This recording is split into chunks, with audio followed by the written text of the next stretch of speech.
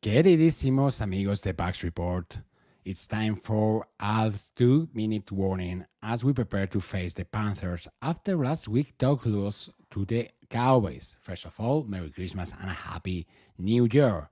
Let's dive into the 4K points, our downs for this matchup. First down, stick to what we know. This is not time for experiment. We must focus on our strengths and execute the plays we have mastered. Consistency will be our ally against the Panthers. If you know to run, it's simple, run. Second down, master time and game management. Their head coach Canales knows as well. We need to control the clock and dictate the game's tempo to keep them off the balance. Smart decisions and efficient drives are crucial. Efficient drives.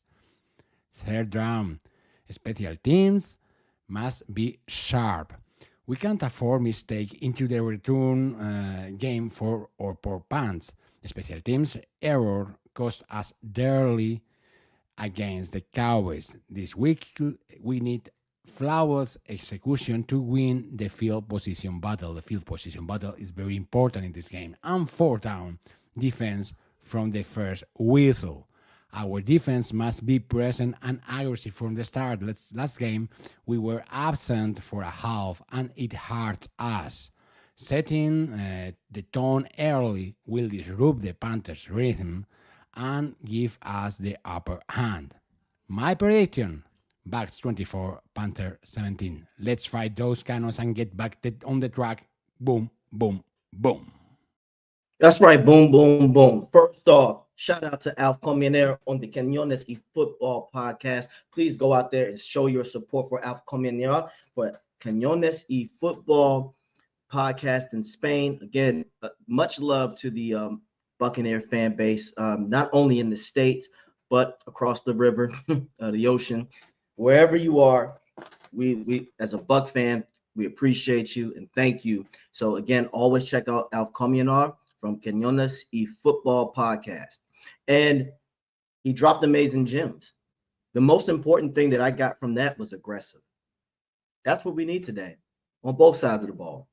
Before we even get into it, I want to thank you all for checking out Bucs Report, the pregame show. I'm going to have another guest come on in a little bit, but before I do, I just got to get my little rants off. You know how I am. And we're going to talk some Buck football, not just Buck football, just real football. I want to get something very clear to everybody, not just the Bucs community, but everyone. I am a fan of the game of football. Loved it since as long as I can remember. Love everything about it. It's just the beauty of it, the art of it, the physicality of it, the mentality of it. Just how everything as a working unit, if one thing falls apart in football, then the entire machine can go down. That's beautiful. That shows like it just takes skills, will, brotherhood, just all that. That's what makes football amazing. That's what makes football fun. That's what makes you want to get up out there and take those hits. That's what makes you want to get out there and throw those long passes or make those long runs or make a hit for yourself. I say all that because that's what I am first. Then I'm a Buccaneers fan. So when I criticize or praise, I'm saying it from a perspective of someone who loves the game of football.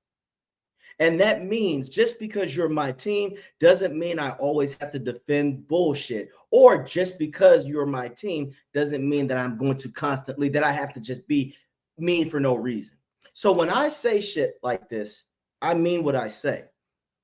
And today, it's really not that the keys to the game is everything Alf Comionaire said, but the most important thing is aggression. Bulls, this is literally a team that you should be throwing 30 to 40 points on. There's no reason to try to, even if you get up 20 points and it's like maybe like 6 points, don't sit on the damn lead. Obliterate this team. Put them away. You need to be aggressive.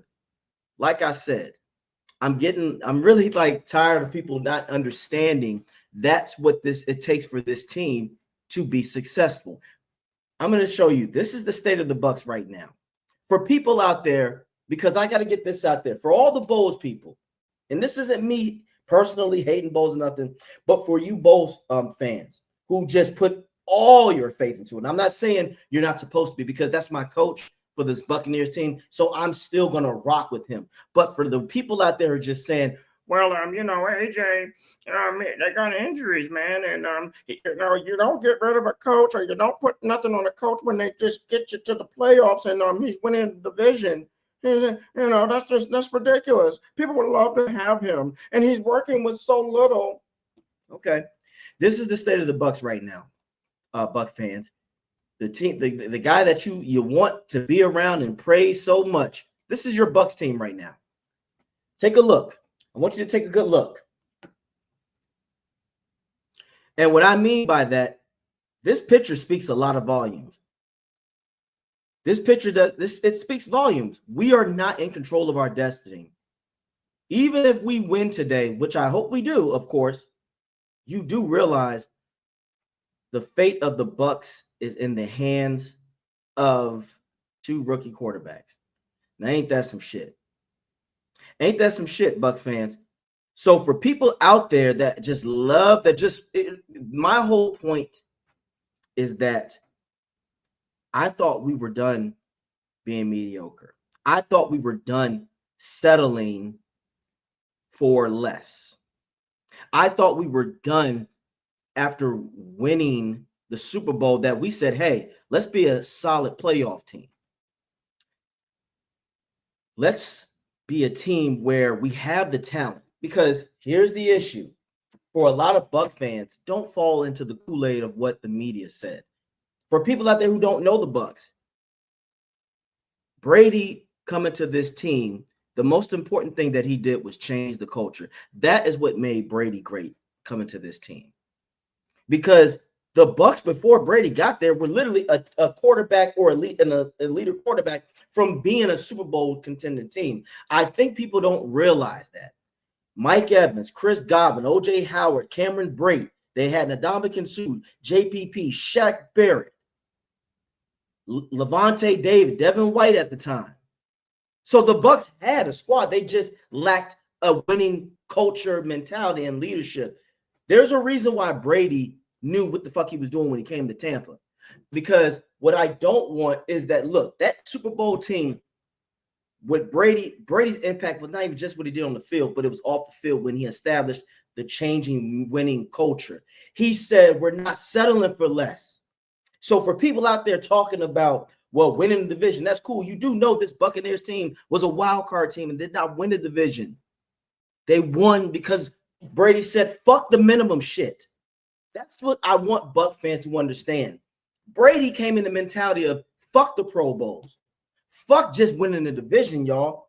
We want to win that, of course. That's just football 101, guys. I'm not dumb. Of course, you win the division. That means you're winning a lot of games.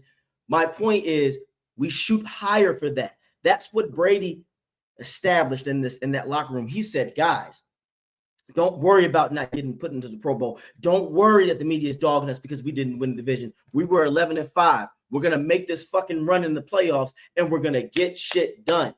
And that's what he did. He utilizes everybody around him. Mike Evans, Godwin, Scotty Miller. So, again, had a squad. He just changed the winning mentality. Because what I don't want, because you got one fan base saying, oh, the defense was just the main reason. Then you got one base that's saying, no, it was just Brady. Here's the thing. It was the entire unit. It was the culture mentality that helped the Bucs win the Super Bowl. And that means on both sides. That's what we want to see from this Bucs team for the remainder of the season, hopefully until you get into the playoffs. We have been inconsistent up and down the road this season. We start off hot, looking like we're something, especially after the Detroit Lions win. I'm thinking, okay, we've turned the point where Bowles is going to have this Bucs team where, okay, guys, this is between 11 to 13 win team. Then what happens? We fall apart. He doesn't adjust. And then we go on that spiral, that 4-game losing streak and shit. Y'all do realize we did that last season, but the biggest difference, the division was much sorrier, so we could afford that. This year, as you can see, we couldn't afford that.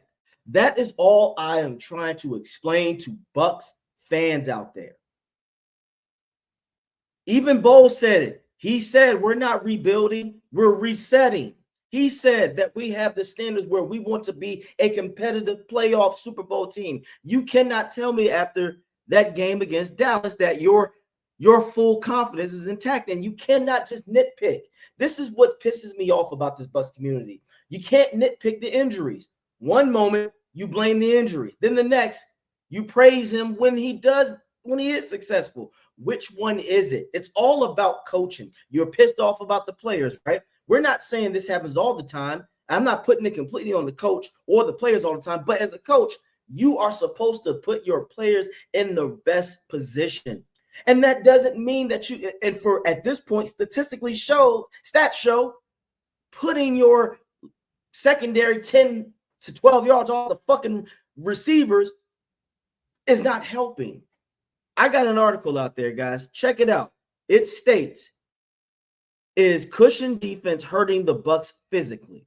Now, for people out there, if you played the game of football ever, even if you didn't have to play at the highest level, again, it's a football thing. If you play football and you're out there on the field, it's hard to make an open field tackle, especially when you're 10 yards off the ball. That shit isn't easy, and especially if the guy is 10 times bigger than you.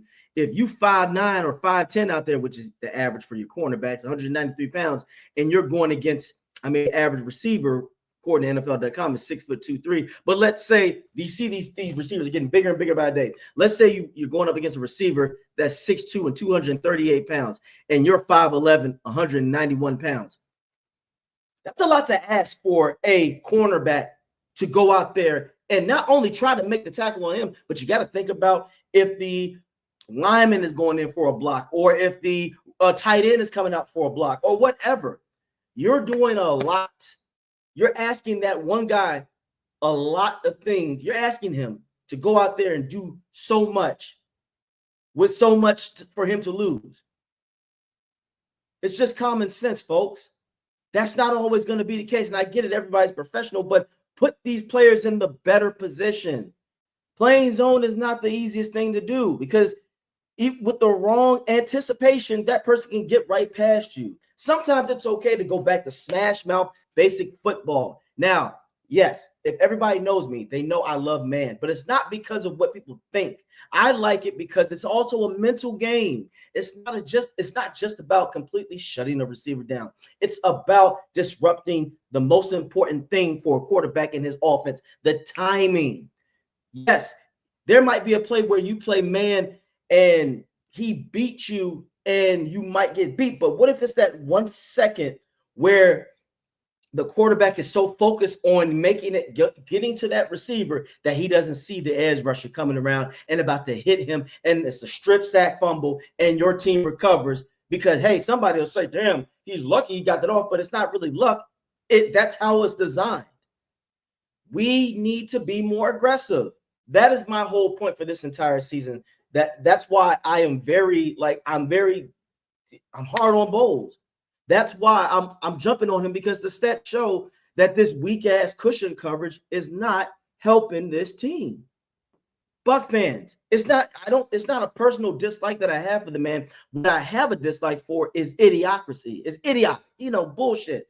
If I, as a Buck fan, or any Buck fan, if you're at a bar, or if you're in your mama's basement, or if you're just watching it on your phone on a plane, if someone outside of the professional level can see what you're doing and predict the shit, don't you think that's a problem? That's a problem. Because if that's the case, you know that your damn opponents that you're playing that are professional coaches and coordinators like you, they know what you're doing. It's okay to adjust, and you have to adjust not when it's too late, Bowles. So to just again, like this Dallas game, yes, you stop the Bucs. Because bowl people love to say, well, he only gave up 3 points in the second half. Okay, but he gave up 23 points. By then it was too late. You can't always expect this offense to go out there and back you up and bail you out. Sometimes defense, like in the Detroit game, back them up. Back them up. That's all we are asking. I'm just asking you to be an average defense, Bowles. And again, today, that's why I'm sitting here. I know people are like, damn, AJ, you going to talk about this Panthers game? I am. I'm going to get to it in a second. But realistically, all the shit that we have seen this entire season is why the Bucs are in this position.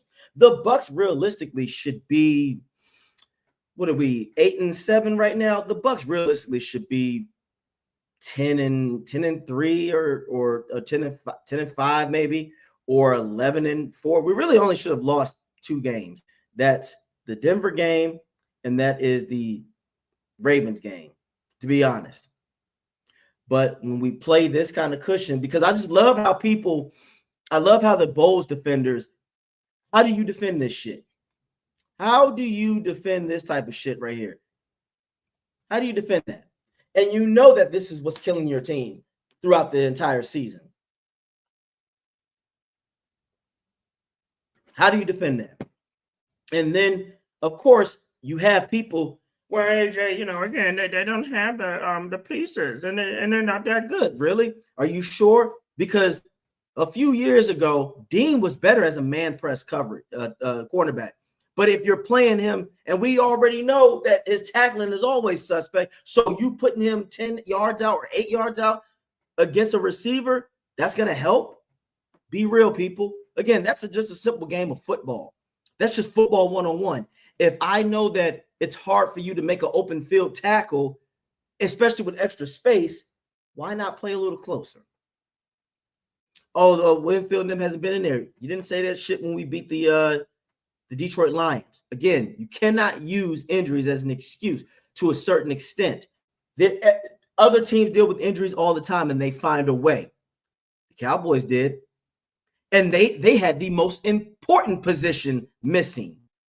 Let's be real, folks. If Baker Mayfield went out against the Bucs and we had to put in Trask, we know we're fucked for the most part.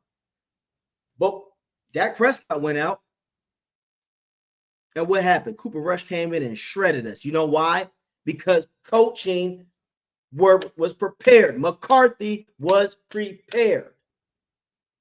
So for people out there using the injury excuse and saying, well, it does matter for the most part, it doesn't. Does it have a significant impact? Yes, it does. But if you as a coach prepare the right way, I'm not saying it's always going to be successful. Of course, sometimes there's just certain players you cannot replace. But if you come with the right preparation, for the most part, in my opinion, you always will have a chance, a better chance than just coming out there just because that shows me you can't adjust as a coach. If you have to always rely on your stars to win shit, that means you're not a real coach. Belichick did that shit all the time. And again, great players and coaches know how to bring the best out of their players. The great Brady, before he got to the Bucs and before he had Moss in them, he won Super Bowls with Deion Branch as his number 1 receiver. Deion Branch was not that good. I rest my case.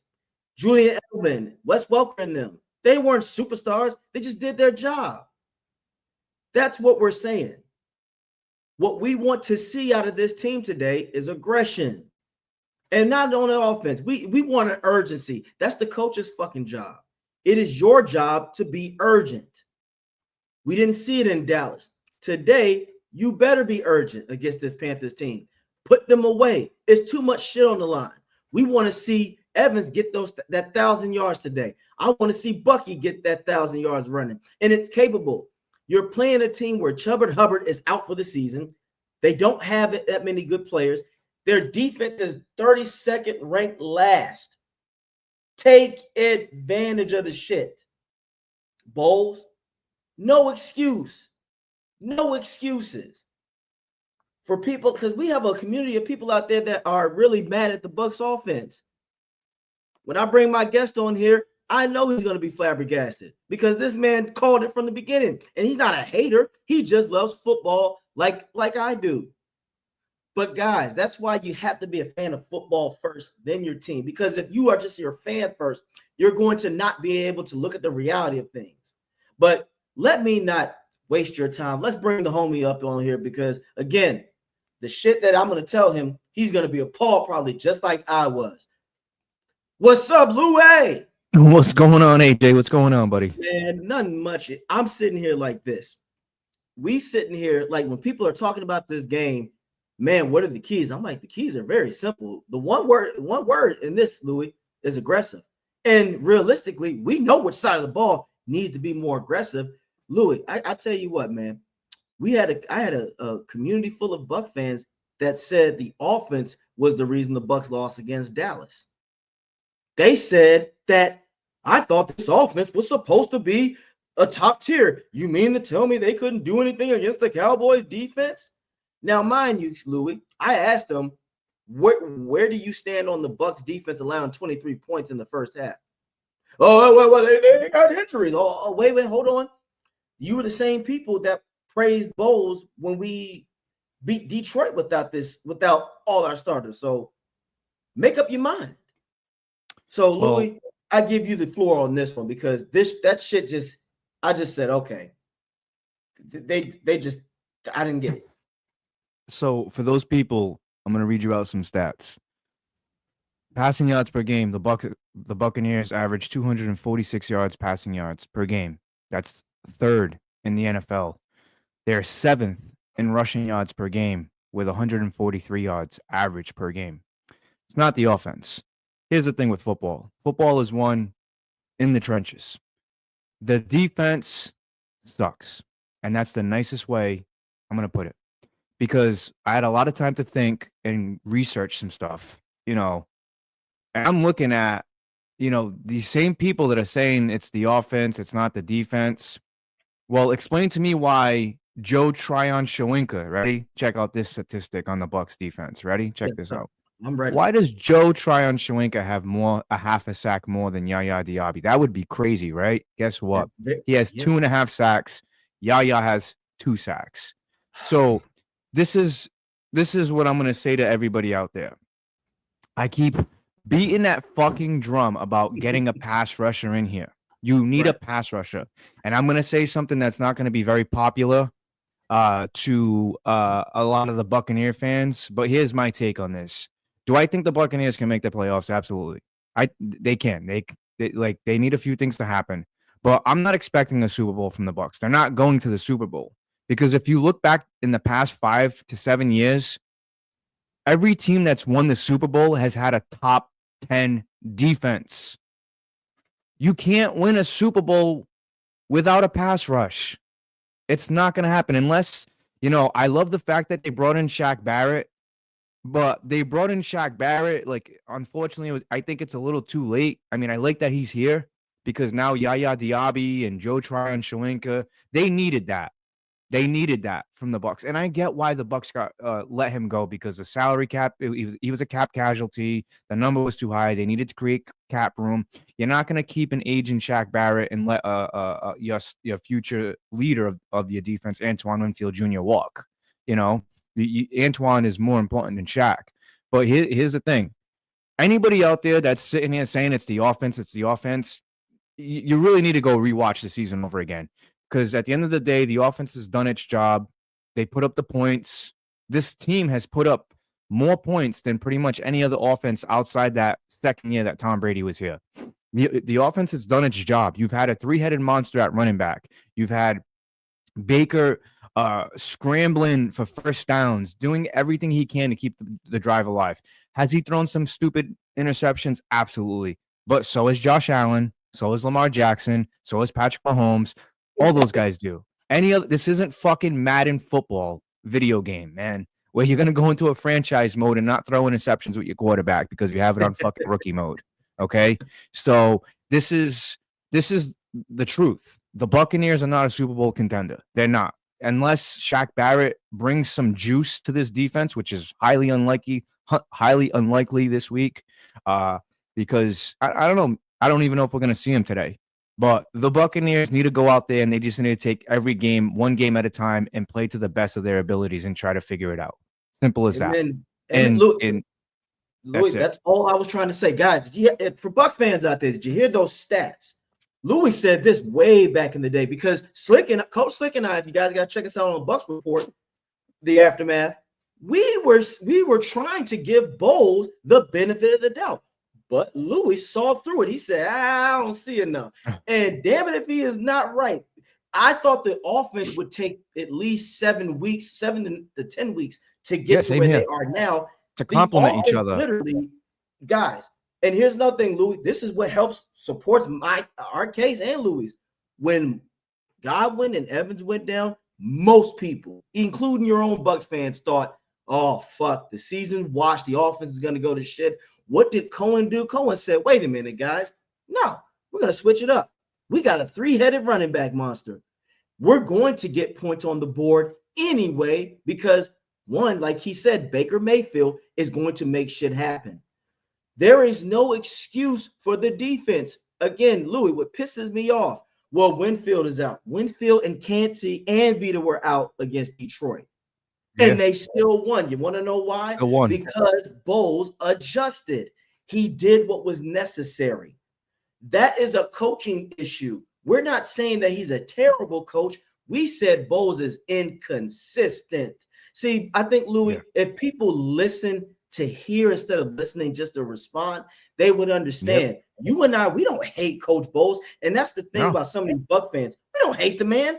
We're going to rock with him, but that doesn't mean we're going to kiss his ass. If he fucks up, we're going to be like, Bowles, that was stupid. If he does something good, we're going to say, Bowles, hats off to you. Again, like you said, this Panthers game, you need to be aggressive. Yeah, you got to win this game. I'm telling you right now, if they don't win this game, if they don't win this fucking game today, I think it's just it's the writing's on the wall for Bowles, and I just you gotta. It's time to move ahead. Another statistic that I'd like to throw out for people out there that try to defend the defense. Look, I'm in the same boat. I love Todd Bowles. I think he's a great defensive coordinator, and there was times where he shined as a head coach. But it's just this. In order to win Super Bowls in this league, and I hate repeating myself, you need to have efficiency and consistency. And in the one thing that hasn't been consistent is the defense. It's like the defense puts little band-aids on the games. Like when was it? Like against the Cowboys, they started to show up a little bit too late. You know, and when I talk about complimentary football, like, all right, Baker just threw a stupid interception. All right, let's go out there. Let's go create a turnover. They're not complimenting one another. Another statistic I'm going to throw out. Defensive passing yards allowed per game. The Buccaneers are dead last, almost dead last, 30th. They allow 250, the 250 passing yards. And I'll tell you, and it's funny because if you look at the other statistic, defensive rushing yards allowed, 10th with 104. So a lot of people are like, well, wait a minute, it's not the pass rush. It is because you play a 3-4 defense with two outside linebackers, right? And you're not getting any pressure from there. So now what that shows me, you know why guys like Brian Kelly, Rondé Barber, Donnie Abraham, those guys are so good? Because the front four that the Buccaneers had back in the day, Warren Sapp, Simeon Rice, consistently and efficiently creating havoc in the backfield, not giving the quarterback time to throw. That's why those defenses were creating so much turnovers. This Buck defense does not create turnovers because there's no pass rush. And then everybody's like, oh, this guy has all the time in the world to throw. No shit. Because Yaya Diaby and Joe Tryon-Shoyinka are not executing. And then on top of it, you have a glaring hole in the middle of the defense with inside linebacker. Yep. Well, again, Louis, what do we say? And they did nothing to address it. They did nothing to address it. They didn't go out and try to make a trade because everybody's just like, oh, well, Jason Light likes to hold on to those third-round picks. And yeah, I get it. He shines in the third round. I get it. He does. He has awesome picks, but I'm going to say it again to you Buccaneer fans who are fucking rock-headed. Your team is built to win now. Mike Evans is not going to be here much longer. Levante David is not going to be here much longer. those guys, Vita Vea, he's starting, like, he's getting up there. Like, our window is closing. That's why I said you need to go get a pass rusher. You need to, because the offense, you don't need to touch the offense. The offense is fine. I think one of the shows we should do, we'll take a look at free agency and who the Bucs have for free agents. I don't think it's much on offense. I mean, I would definitely lock up Gedeke because you're going to need him. He's proven to get a contract, but I'm sorry. I love Rachaad White, but if I could get an elite pass rusher and then put him in a trade, I'm doing it because I have Sean Tucker. Sean Tucker's a proven guy. That's right. And you're paying him next to nothing. And then you can always draft another running back. Speaking of running back, I don't know if you've seen the thread, but shout out to my co-hosts, Jamie and Dino. Yo, they got me the ultimate birthday gift. I saw that. That look, hang that shit up. I'm getting it framed. I wouldn't even wear it. I couldn't even wear it. And I'm not wearing it. It's gonna be more special if he breaks the 1,000-yard mark. It's gonna be special. Hey, shout out to your friends. Look, man. Man. That to me, I was just like when I opened that because they were like, "Hey, we got you something for your birthday." My birthday was December 11th. Like, hey, it's gonna be there a little late, maybe after Christmas and stuff. I'm like, great. I'm gonna get something like stupid in the mail. Because I know them. You know what I'm saying? Like, I'm gonna get like something that I can't open up in front of the family or something. And then they're like, no, it's nothing like that. You're really gonna like it. You're really gonna like it. And then I opened it up. It was an autographed Bucky Irving college jersey, and I was just like, wow. Like, that's fucking awesome. I'm framing it. I'm getting it professionally framed. I'm telling you, man, 10 years, that shit might be like worth $50,000 if Bucky has the career there. I hope, man. I hope. I mean, it's just, at least we have a good thing to talk about when it comes to, about the Buccaneers is Bucky Irving. You know what I'm saying? That dude. Absolutely.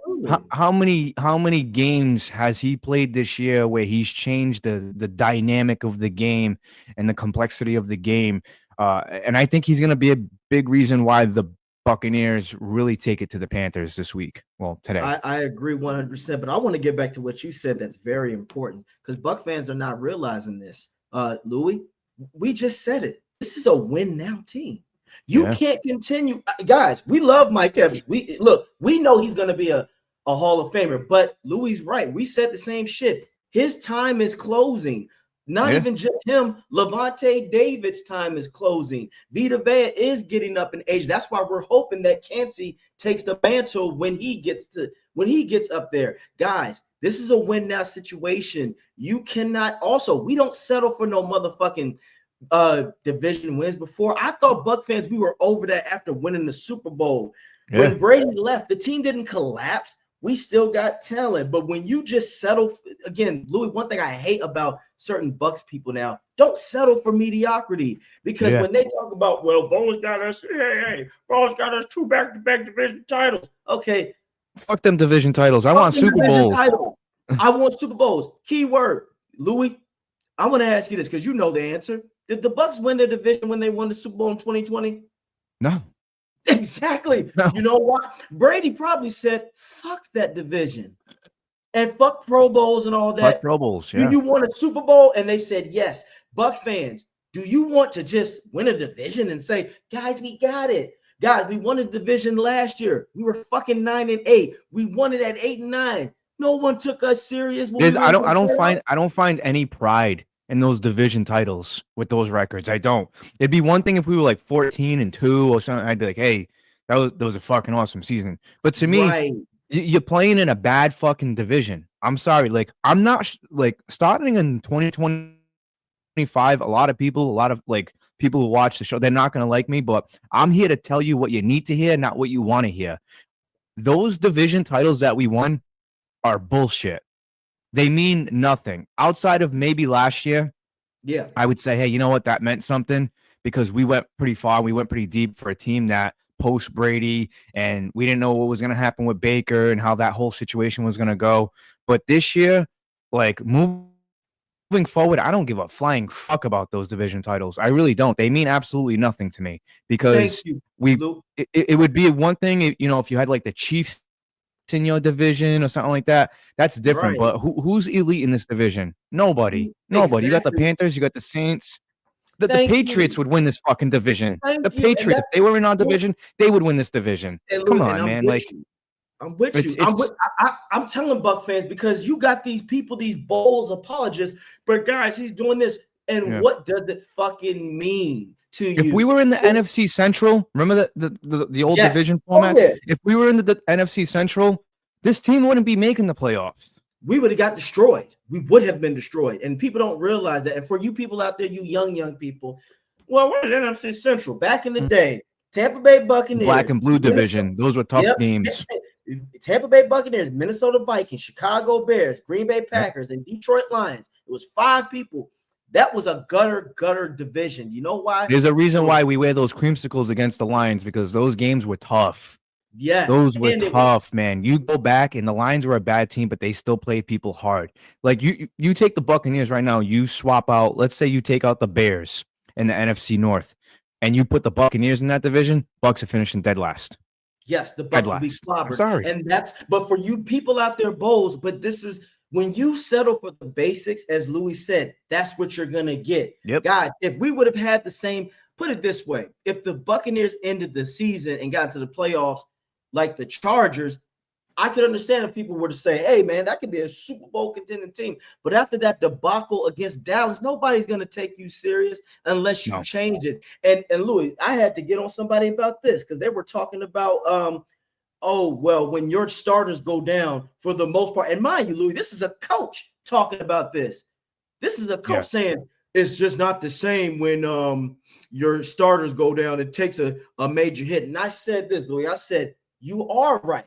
It does, but good coaches find a way to put their backups in and just play competent football. You want to know a major example? Detroit Louis? Lions.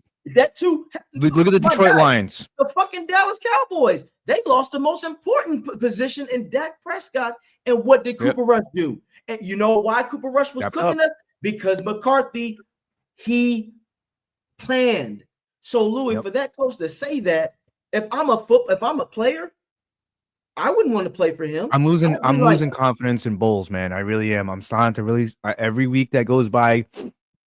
Like I said, I like Todd Bowles, but yeah, I'm losing confidence. Shout out to JT Olsen. Sup, y'all? We ready for a 20-point win today? I don't know. It's the Panthers, man. Again, too, this game. Yo, Dave Canales. You don't think Dave Canales really game planned for this? I have a chance to knock off my old former team to establish let's talk about that real quickly. Yeah, all right, so if it's me, right, and I was the offensive coordinator from the Buccaneers, because let's face facts. Yep. And I'm gonna be honest, and I don't care, because these people know who they are. I've heard a lot of shit with people, Dave Canales sucks and this and that and blah blah blah blah. I get it. He was inconsistent when he was with the Bucs. Yes. He was a first-time offensive coordinator. I get it. But a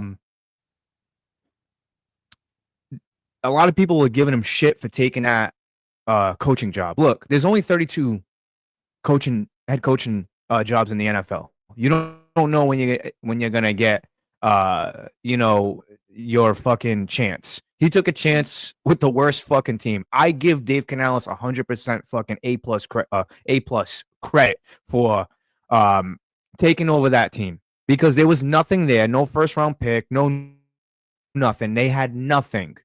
And you look at them now, right? And I heard all these other podcasts, all these other people running their mouth. Dave Canales sucks. Fuck him. He's a piece of shit. Blah blah blah. This and that. And if I'm Dave Canales and I'm listening to all that, I mean, I doubt that he is, but he knows. You don't think this dude fucking game plan for this game right now? If that was me and I heard all that noise and all this bullshit, I'm spending extra time today to make sure that my Carolina Panthers beat your Tampa Bay Buccaneers to knock you guys out of the playoffs. Just to do this right there. Boom, guys. How do you like me now? He said it all. I'm sick and tired. Yeah. I'm sick and tired too. Not to cut you off, AJ, but that's another thing too. I'm sick and tired of us as fans thinking that we're entitled to a fucking win because of the talent we have. Because at the end of the day, you got humbled by the fucking Cowboys. And that was a tough, including myself. That was a tough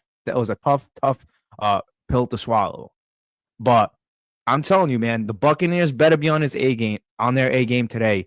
Fucking, I don't even care about 1,000 yards from Mike. I don't care about none of that shit. I just want this team to go out there and play because there's a bigger fucking prize at hand, and that's to get into the playoffs. We have a good chance today. The Atlanta Falcons are going up against the Washington Redskins or Commanders, whatever you want to call them. To me, they're the Redskins. They're going up against them. That's going to be a huge game to watch because that, in all reality, that has a lot of implications of what's going to happen moving forward. If I'm telling you right now, we don't make the playoffs this year, you got to make a change at quarterback, and you got to take a really look at. You really got to look at some of the defensive pieces that you have, and you got to start figuring out who's staying, who's going. It's time to rebuild that defense. Sorry, guys. Everything that Louis just said is real.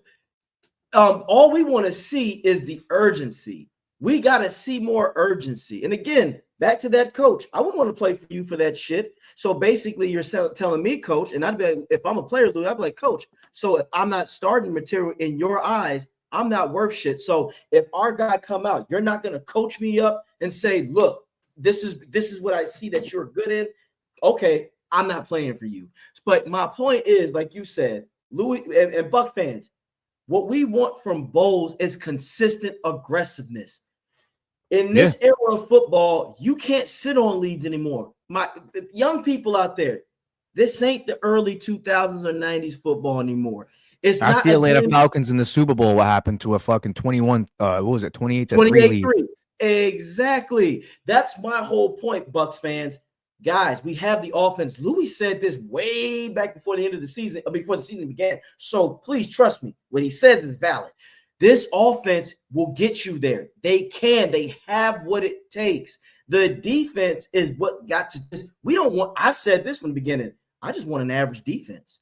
Just be fucking average, but you got to be aggressive. You want to know something, Buck fans? Here's an example of what aggressiveness is and consistent basis. Let's go back to the Super Bowl era when we won, Louis, when we played the Green Bay Packers in Green Bay. Yeah. Before the end of the second half, the top 5 greatest moments happened in the Bucs history. Scotty Miller, Tom Brady throws a bomb. Yeah. They didn't even have to do that. They didn't even have to do that. If Bowles was our coach, this is what would have happened. We would have went in for the halftime. That's what we're saying, yep, exactly. That's not absolutely. Because Arians was aware of how football is won. You have to be aggressive. You can't just hope and sit on something and then we'll adjust later. Because as Louis said earlier, you adjust maybe, but it might be too late by then. Yeah. Because somebody else said this crazy shit, Louis, and I wanted to laugh so hard. He said, "Well, look, everybody should know when you go into halftime, it's 0-0." Really? So that's not what the scoreboard said. That's not what the scoreboard said. Right. So, Louis, would you tell your players that if it's 48-0, guys, it's 0-0? You going, and I get where he's trying to think from a mentality, but the players gonna be like, I think it's just the wrong message you're sending to the players. It's the wrong message you're sending to the players. I want to go to one of the comments here from JT Olson. I like JT. If the Bucs miss the playoffs, then it's Ben Johnson time in Tampa Bay. Even if they make it and don't win a game, Bowles should be gone.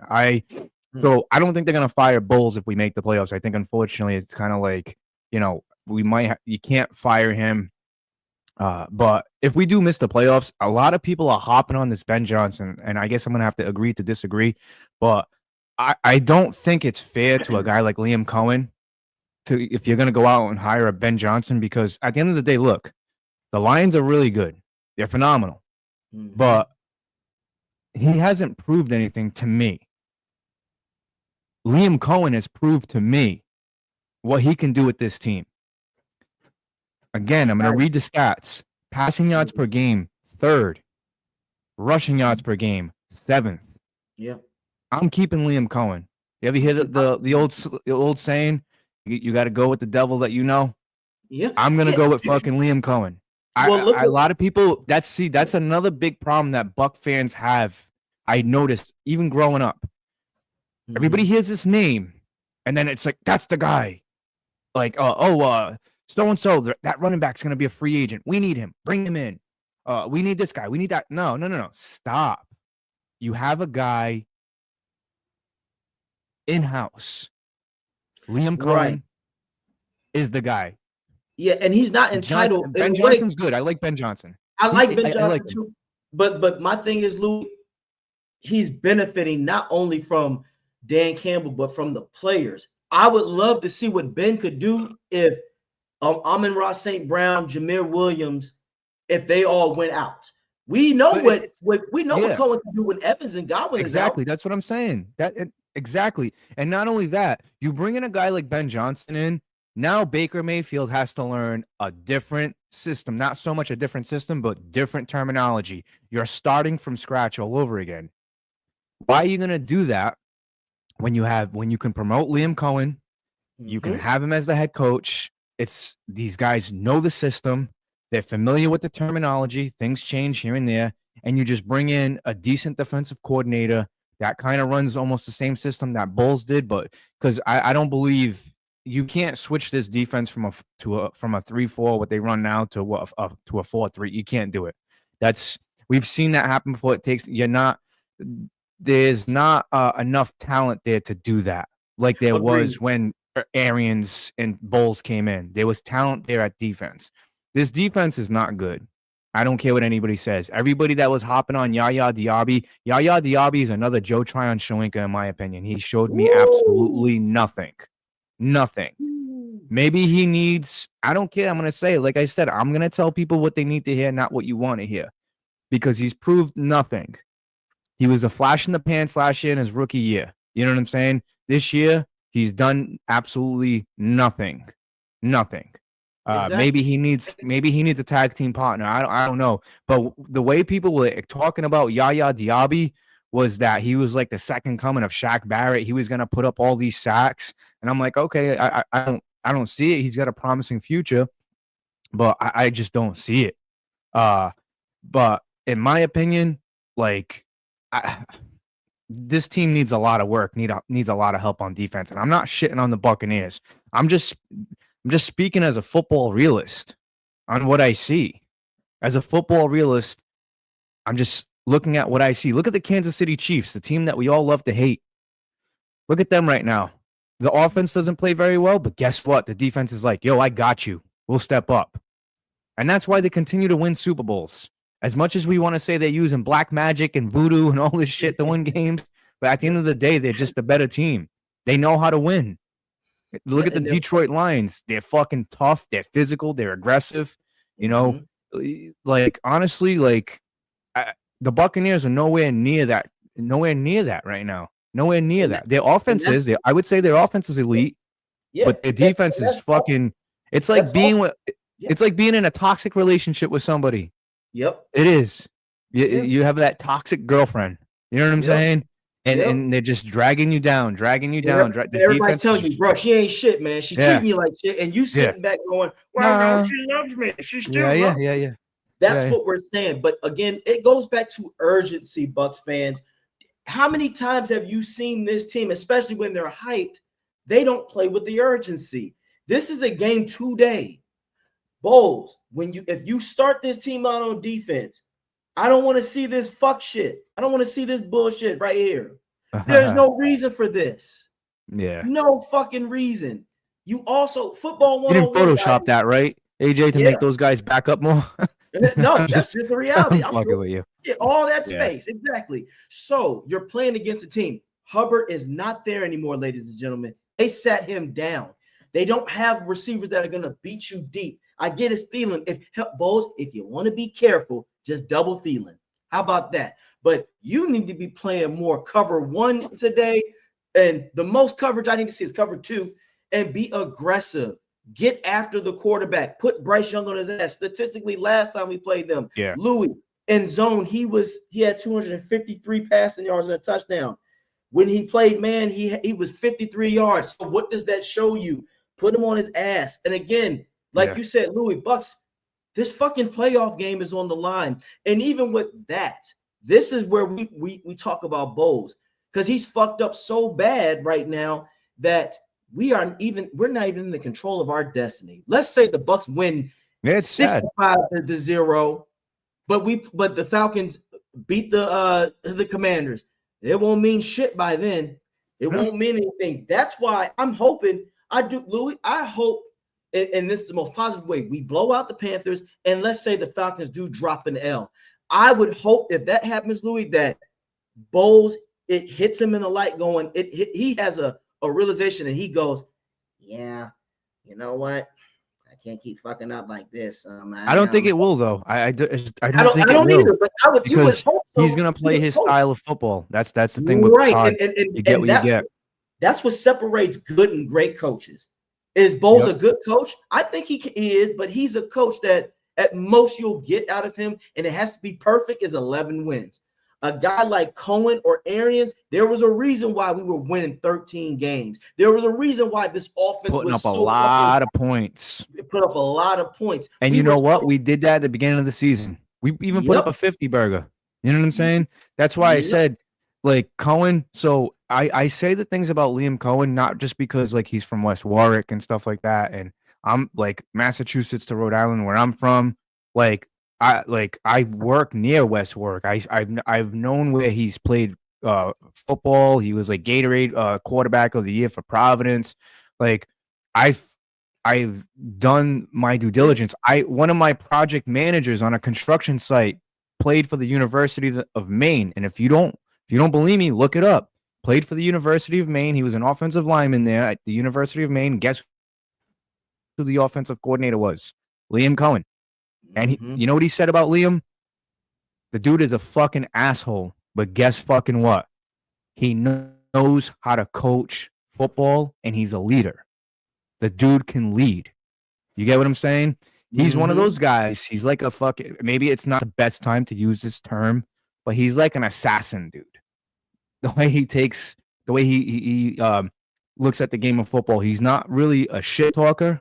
He's not very loud, but when you see him on the sidelines, you can see like he gets shitty with the players. Like, yo, you fucked up. You know, and he's not like waving his hands all around the air.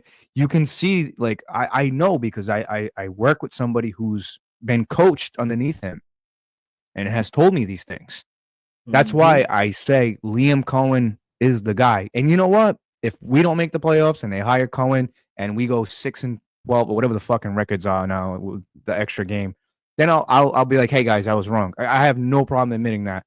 Same here. I promise you right now, the best direction for this team to go in is Liam Cohen as the head coach and bringing in a defensive coordinator to kind of help out and retool the defense. That's all. And that's all we're saying, Buck fans. You're going to pay a lot of money for Ben Johnson to come in here and redo a system. Yeah. And then what if that doesn't work? What if that sometimes it don't? I've heard things like, oh, Bill Belichick, you should bring him. This is what I'm saying, the chaotic chaos that it is, the Buccaneer fan base. It's laughable sometimes. It just doesn't work. Well, maybe in Madden. Yep. We're relying on certain things that you see somewhere else instead of looking at what's here. Guys, look at what Cohen is doing. The team is heading in the right direction here. If you're saying all of these things, but yes, is Cohen perfect? No, we've called certain games where like, hey, you should do this, but he is doing he's making shit happen where you have Bowles who's supposed to be a defensive-minded coach. Even if your players got injured, you have to find ways. We just said it about Detroit. Dan Campbell is a defensive-minded coach. What does he do? I'm going to bring people in and just play at this type of thing. And it's not about Bowles has a thing where I can tell where we both, Louis and I said it, he does things his way just because he wants to. Dan goes, no, I'm going to play what needs to be played. There's a difference. And we've seen it, guys. Trust me. And I'm going to be looking at this. There's a lot of people on there waiting for me. But put it this way. If I see this Panthers team put up more than 17 points, that's a problem. Yeah, that's a problem. They shouldn't. Put 17 points, over 17 points on this Bucs defense. And mind you, this, Louis, if the offense has to save the day, I'm going to personally tell these guys, I don't ever want to hear you say shit about Cohen. keep Cohen's name out your mouth. Don't ever say anything. Let's say if the Bucs win 38, but it's like 38 to like 27. We're going to be like, guys, what happened? 38-27. That means at the end of the day, you're right. At the end of the day, although you got it mixed up though. Dan Campbell, he was a tight end, I believe. Oh, tight end. I'm sorry. He's a tight end. But I get what you're trying to say. His approach to the game is very, very aggressive. Aggressive. And that's what I that makes me even sadder, Louis. So wait a minute. You mean to tell me an offensive-minded guy knows how to be more aggressive on defense than a defensive-minded coach? That doesn't even help the argument. That makes it worse. I just think at the end of the day, again, I'm gonna keep beating that drum for a pass rusher, and I'm gonna keep beating that drum that Cohen should be taking reins of this team as the head coach, just because he's proven it. He's probably one of the best offensive-minded guys, maybe outside of Bruce Arians, that's come to the Tampa Bay area. If there's anybody else, if there's anybody else that's better than him, put it in the comment section. But I again, you can't. This isn't the same thing as Dirk Cutter. I liked Dirk Cutter. I thought he was onto something, but I think he just had the wrong quarterback. I wasn't fond of Jameis Winston. But he also he also allowed a team full of assholes to take control of the locker room. He didn't have the same, like you said, if Cohen's an asshole, not in a bad way, I guarantee you Cohen is not going to allow egos. Cohen will probably be like, hey, shut the fuck up or I'll replace you. A guy like Cohen will say, I can get somebody else in here to make this happen. I've done it already. Again, Buck fans, I was sold on Cohen, Louis, when Evans and Godwin were down, and I saw that this Bucs offense was still cooking. I'm like, you guys, come on. That game where me and Slick went to in Tampa against the Creamsicle against the Falcons, the Bucs offense was doing their job, Louis.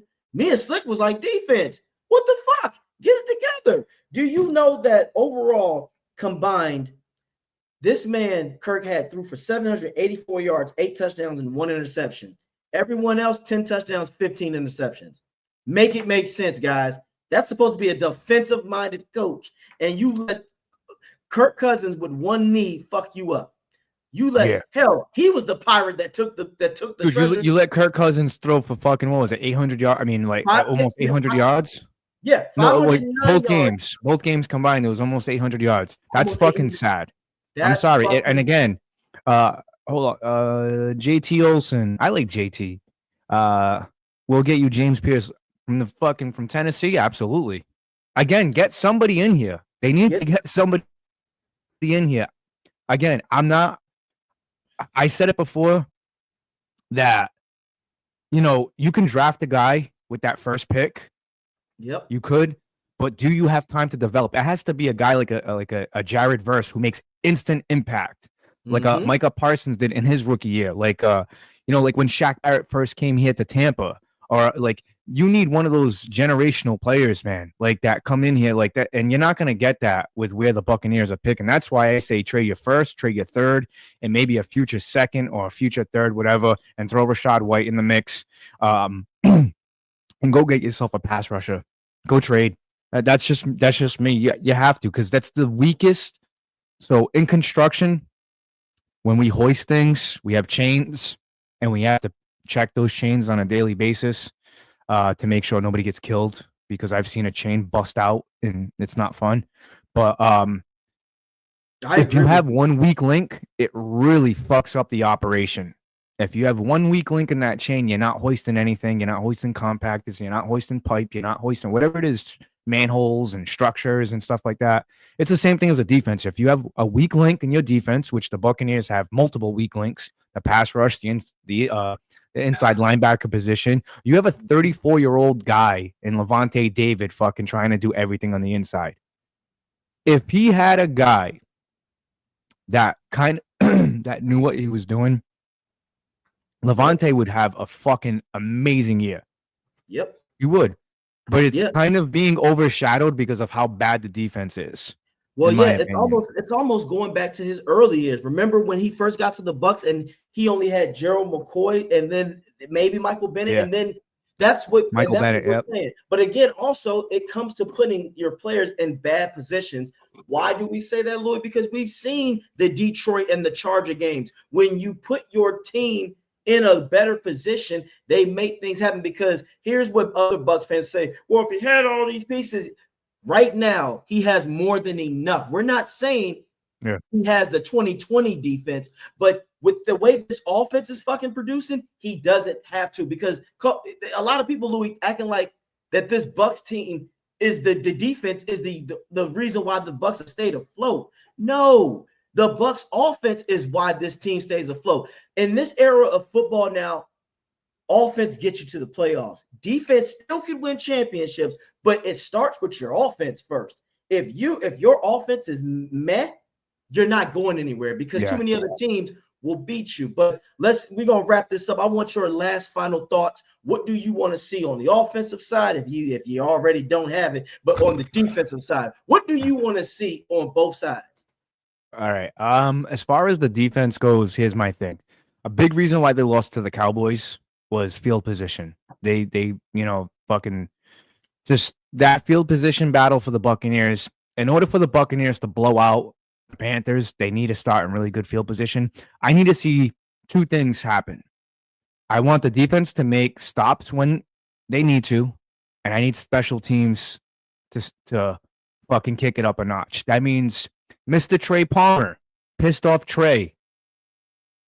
I want to see you utilize that speed on kickoff returns because that's going to be the difference in this game. But as far as offense goes, there's really not much I need to see. The offense just continue running the ball. Bucky. I want Bucky Irvin to run the football.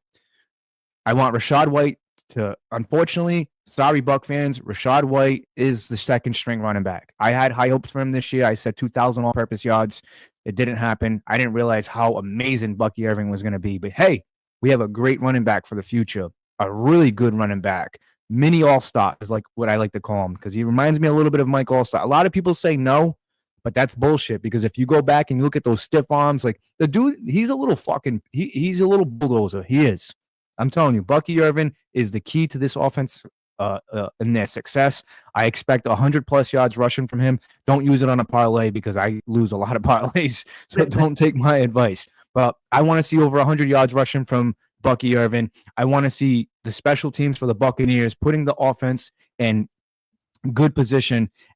As far as the defense goes, just play smart. Old Patriot cliche.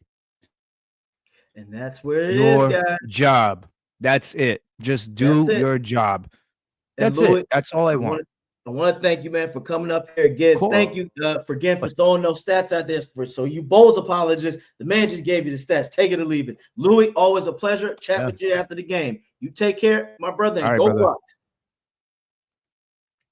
But again, guys, Louis told you how it is. He gave you the stats to back it up. That's all we need to see. I want to see urgency, Bucs. I want to see urgency. JT Olsen, you said it best. I hope so. If that's the score, I don't mind it. I don't mind that. I would not mind that. But if it's JT, if it's 34, 23, or 27, we're going to have a problem. This Panthers team should not be able to score more than 17 points, to be quite honest. They shouldn't be able to. They really shouldn't. Okay, I'll be realistic.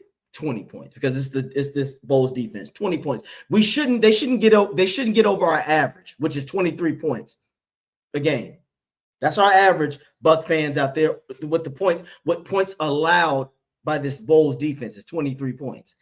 If you can keep it under your average, cool. So just get out there and just kick ass, Bucks. Again, just kick ass.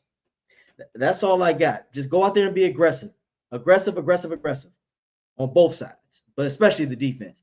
Thank you guys for checking me out. But as always, again, check out Bucs Report, the aftermath on 102.9 The Game, Broad Street South Radio. My co-host Slick and Louis in the future. Also, check me out on my YouTube channel. It's about bucking time.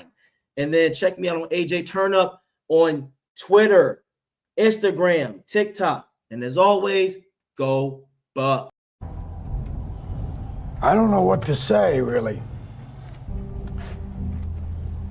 3 minutes, to the biggest battle of our professional lives, all comes down to today.